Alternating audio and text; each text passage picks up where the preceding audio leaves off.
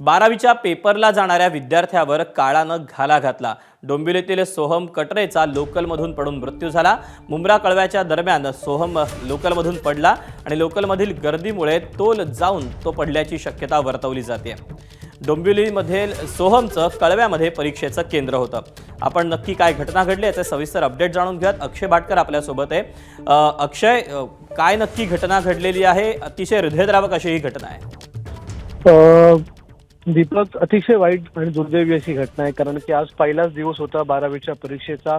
लाखो मुलं आज 12वीची परीक्षा देण्यासाठी वेगवेगळ्या परीक्षा केंद्रावर गेलेली होती आणि सोहम देखील त्याच मुलांप्रमाणे घरातून बाहेर पडला। सकाळी डोंबिवलीवरून त्याने ट्रेन पकडली, पण तो परीक्षा केंद्रापर्यंत पोहोचू शकला नाही, कारण कळवा आणि मुंब्राच्या दरम्यान या सोहमचा अपघात झाला आणि अपघातानंतर पोलिसांनी जीआरपीने त्याला ताबडतोब कळवा इथल्या रुग्णालयात दाखल केलं। मात्र त्याच्या आधीच रुग्णालयात आणण्याच्या आधीच त्याचा मृत्यू झाल्याचं डॉक्टरांनी सांगितलं। आता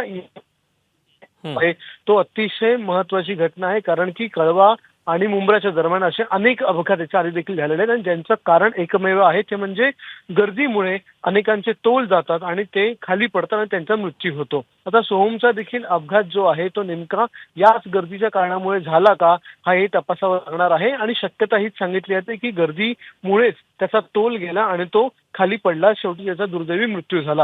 आता या संदर्भात आकस्मिक मृत्यूची नोंद ही जीआरपीने केलेली आहे, पण 18 वर्षांचा सोहम जो आहे त्याचा मृत्यू झालेला आहे। मनीषा विद्यालयामध्ये त्याचं केंद्र होतं 12वीच्या परीक्षेचं, त्यासाठी तो डोंबिवलीवरून कळव्याला येत होता। दीपक, अक्षय, धन्यवाद दिलेल्या सगळ्या सविस्तर माहितीबद्दल। तुझं नाव सांग। माझं नाव प्रमोद चंद्रकांत गुडुगुडे।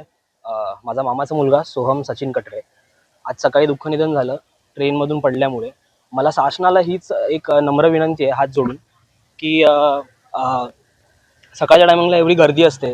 आता तो 12वीला होता मुलगा, त्याच्या सकाळी पेपर होता, आज पहिला पेपर 12वीचा।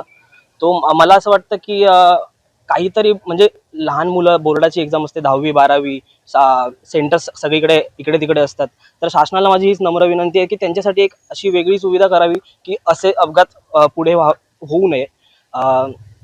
आणि त्या मोमेंटला ऑफिसची गर्दी पण खूप असते। एबीपी माझा, उघडा डोळे बघा नीट।